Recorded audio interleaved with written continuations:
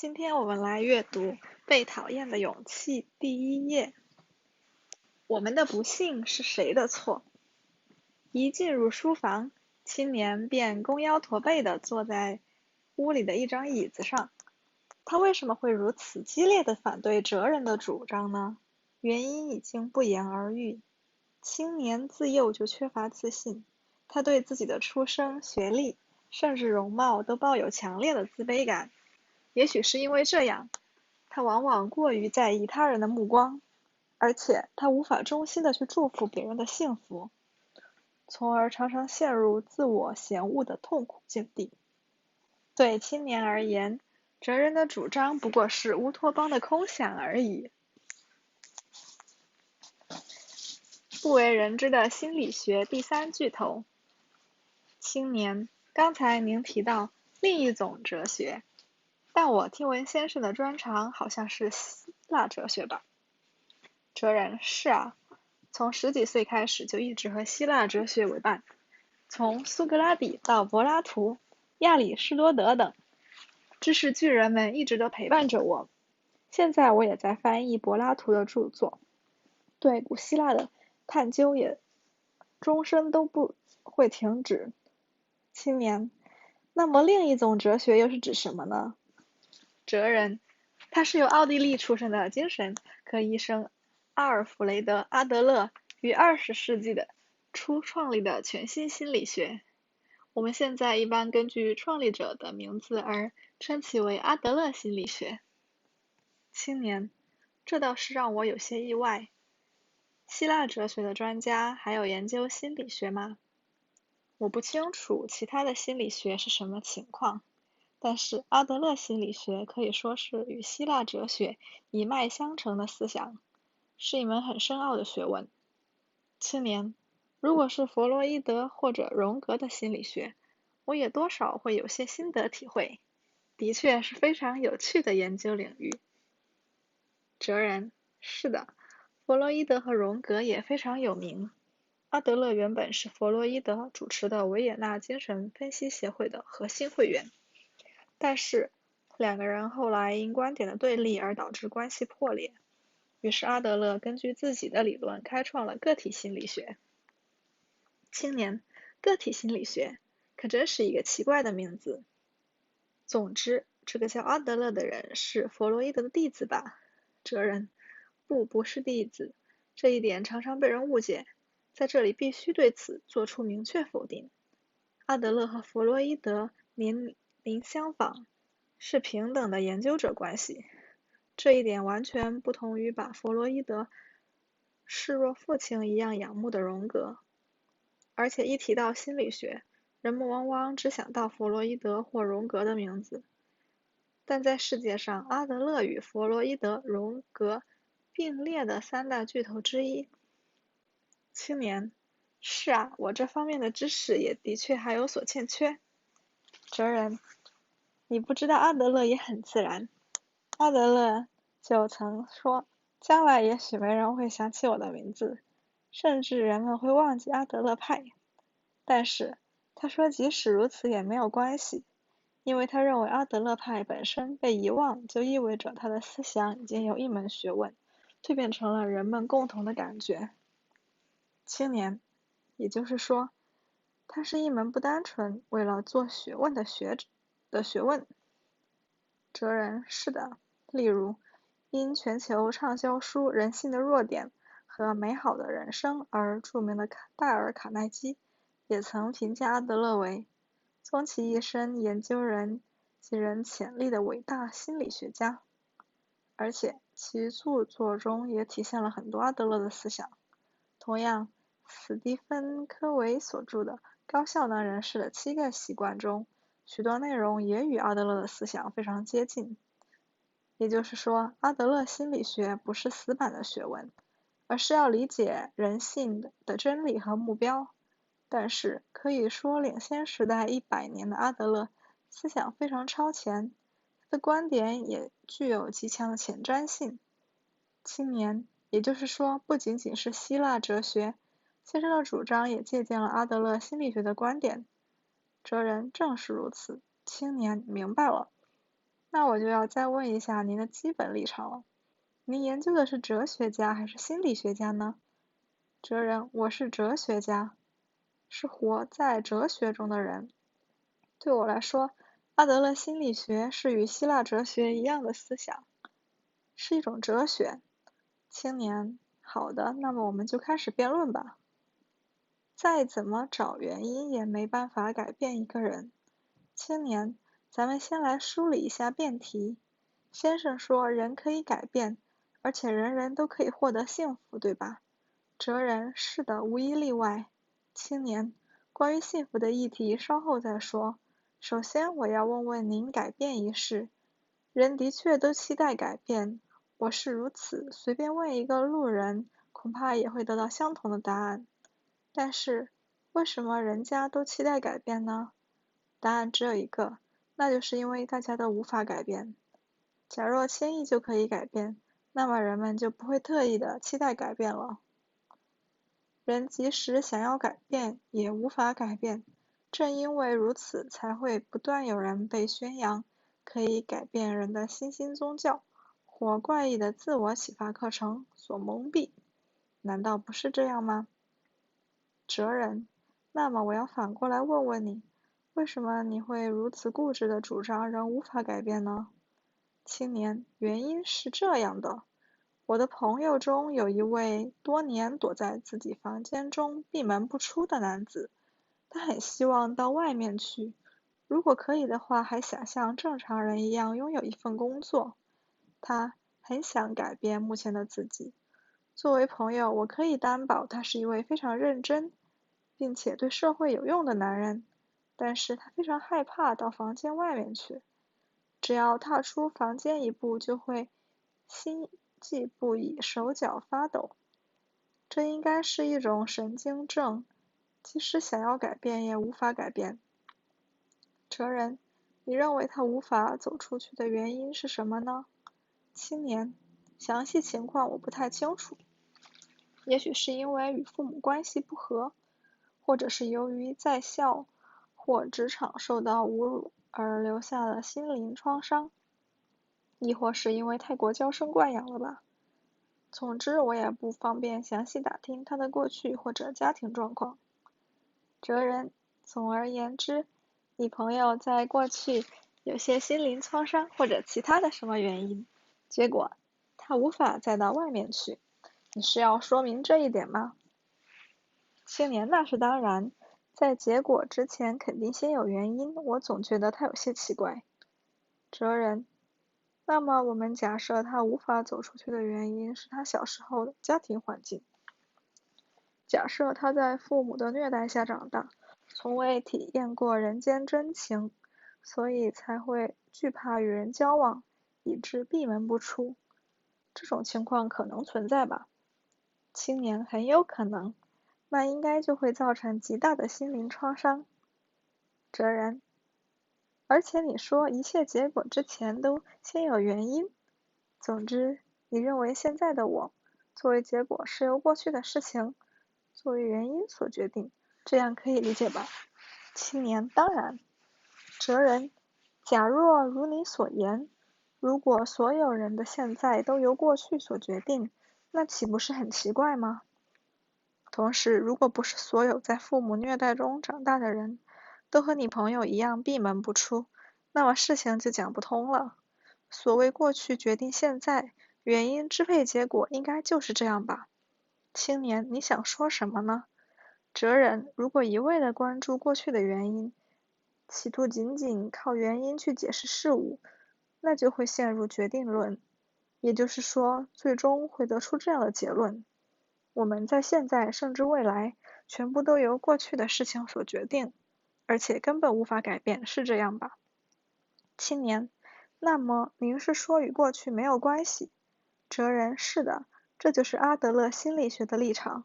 青年，那么对立点很快就明确了。但是如果按照先生所言，我的朋友岂不是成了毫无理由的闭门不出？因为先生说与过去的事情没有关系嘛。对不起，那是绝对不可能的事。他之所以闭门不出，肯定有一定的原因。若非如此，那根本讲不通。哲人：是的，那样的确讲不通。所以阿德勒心理学考虑的不是过去的原因，而是现在的目的。青年：现在的目的。哲人：你的朋友并不是因为不安才无法走出去的，事情的顺序正好相反。我认为他是由于不想到外面去，所以才制造出不安情绪。青年：啊。哲人：也就是说，你的朋友是先有了不出去这个目的，之后才为了达到这个目的而制造出不安或恐惧之类的情绪。阿德勒心理学把这叫做目的论。青年：您是在开玩笑吧？您说是他自己制造出不安或恐惧？那么先生，也就是说我的朋友在装病吗？哲人：不是装病，你朋友所感觉到的不安或恐惧是真实的，有时他可能还会被剧烈的头痛所折磨，或者被猛烈的腹痛所困扰。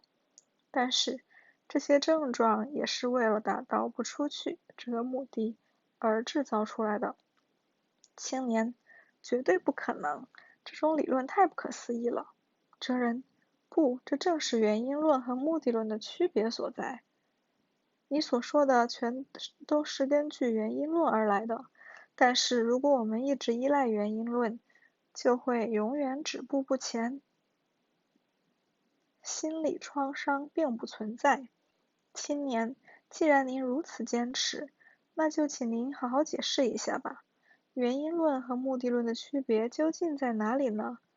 哲人：假设你因感冒发烧而去看医生，如果医生只就引起感冒的原因告诉你说，你之所以会感冒是因为昨天出门的时候穿得太薄，你对这样的话会满意吗？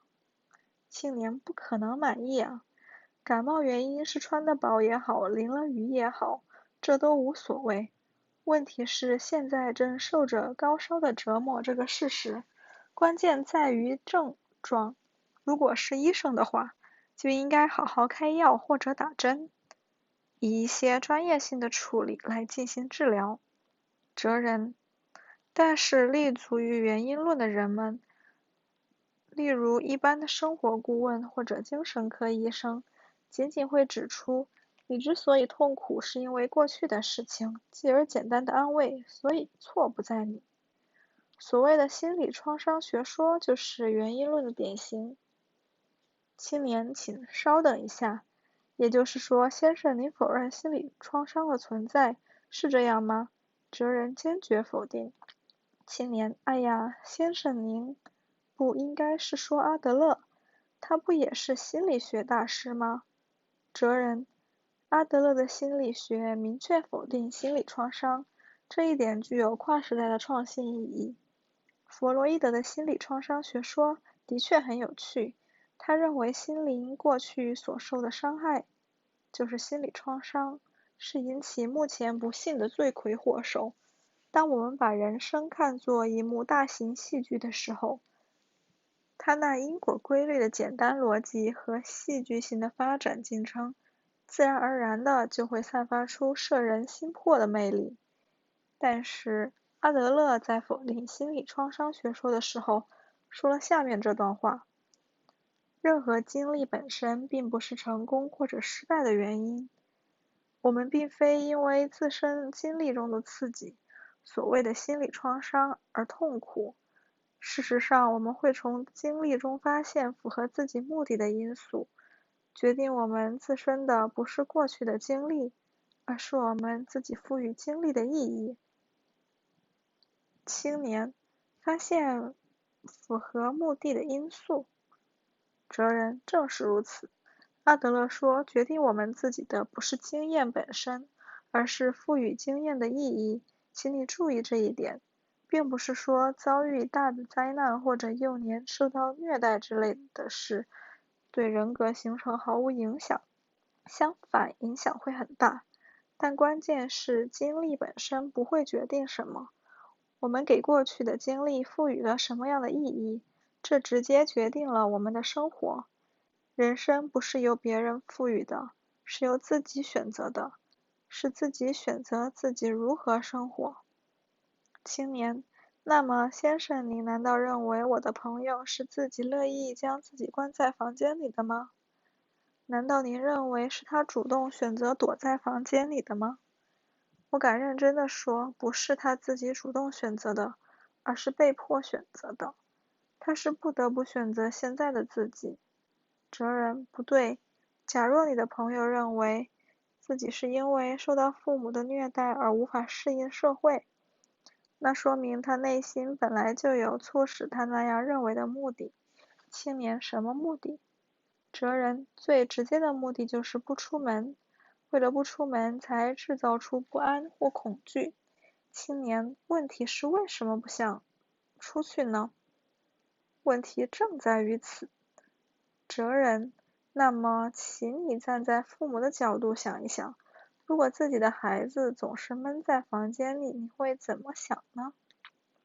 青年，那当然会担心了。如何能让他回归社会？如何能令其振作精神？做自己的教育方式是否有误？一定会绞尽脑汁地思考诸如此类的问题，同时也一定会想方设法地帮助他回归社会。哲人，问题就在这里。青年，哪里？哲人，如果闭门不出，一直憋在自己房间里的话，父母会非常担心，这就可以把父母的关注聚集于一身，而且还可以得到父母小心翼翼的照顾。另一方面，哪怕踏出家门一步，都会沦为无人关注的大多数，就会成为茫茫人海中平凡的一员，甚至成为逊色于人的平庸之辈，而且没有人会重视自己。这些都是避居者常有的心理。青年，那么按照先生您的道理，我朋友岂不是为了目的达成而满足于现状了？哲人，他心有不满，而且也并不幸福，但是他的确是按照目的而采取的行动。不仅仅是他，我们大家都在为了某种目的而活着，这就是目的论。青年，不，我根本无法接受。说起来，我朋友是……哲人，好了，如果继续以你朋友为话题，讨论恐怕无果而终。缺席审判也并不合适，我们还是借助别人的事例来思考吧。青年，那么这样的例子如何？正好是昨天我亲身经历的事情。哲人，洗耳恭听。愤怒都是捏造出来的。青年，昨天下午我在咖啡店看书的时候，从我身边经过的服务员不小心把咖啡洒到了我的衣服上。那可是我刚刚狠下心买的一件好衣服啊！勃然大怒的我忍不住大发雷霆。平时的我不在公共场合大声喧哗，唯独昨天，我愤怒的声音几乎传遍了店里的每一个角落。我想那应该是因为过于愤怒而忘记了自我吧。您看，在这种情况下，目的还能讲得通吗？无论怎么想，这都是原因导致的行为吧。哲人，也就是说，你受怒气支配而大发雷霆，平时性格非常温厚，但是在那时却无法控制住怒火，那完全是一种自己也无可奈何的不可抗力，你是这个意思吧？青年，是的，因为事情实在太突然了，所以不假思索的就先发火了。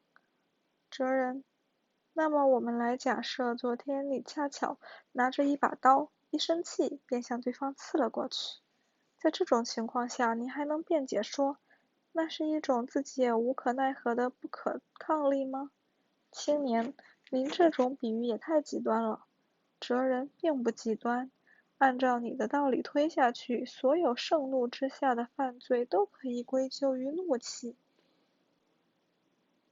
而并非当事人的责任。你不是说人无法与感情抗衡吗？青年，那么先生您打算如何解释我当时的愤怒呢？哲人，这很简单，你并不是受怒气支配而大发雷霆，完全是为了大发雷霆而制造怒气，也就是说，为了达到大发雷霆这个目的而制造出来的愤怒的感情。青年，您在说什么呢？哲人，你是先产生了要大发雷霆这个目的，也就是说，你想通过大发雷霆来震慑犯错的服务员，从而使他认真听自己的话。作为相应的手段，你便捏造了愤怒这种感情。青年，捏造？您不是在开玩笑吧？哲人，那么你为什么会大发雷霆呢？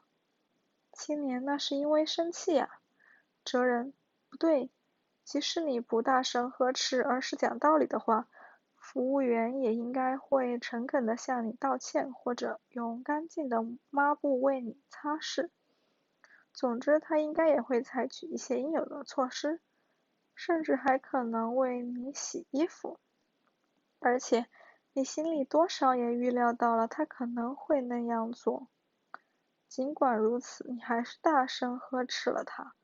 你感觉讲道理太麻烦，所以想用更加快捷的方式，使不抵抗的对方屈服。作为相应的手段，你采用了愤怒这种感情。青年，不会上当的，我绝不会上当。您是说我为了使对方屈服而假装生气？我可以断言那种事情连想的时间都没有。我并不是思考之后才发怒，愤怒完全是一种突发式情感。哲人，是的，愤怒的确是一瞬间的感情。有这样一个故事，说的是有一天母亲和女儿在大声争吵，正在这时候电话铃响了起来。喂喂，慌忙拿起话筒的母亲声音中依然带着一丝怒气。但是打电话的人是女儿学校的班主任。意识到这一点后，母亲的语气马上变得彬彬有礼了。就这样，母亲用客客气气的话语交谈了大约5分钟之后挂了电话，接着又勃然变色，开始训斥女儿。青年，这是很平常的事情啊。哲人，难道你还不明白吗？所谓的愤怒其实只是可放可收的一种手段而已。它既可以在接电话的瞬间巧妙地收起，也可以在挂电话之后再次释放出来。这位母亲并不是因为怒不可遏而大发雷霆，她只不过是为了高声震慑住女儿，进而使其听进自己的话，才采用了愤怒这种情感。青年，您是说愤怒是达成目的的一种手段？哲人，所谓目的论就是如此呀。青年，哎呀呀，先生，您可真是戴着温和面具的可怕的虚无主义者。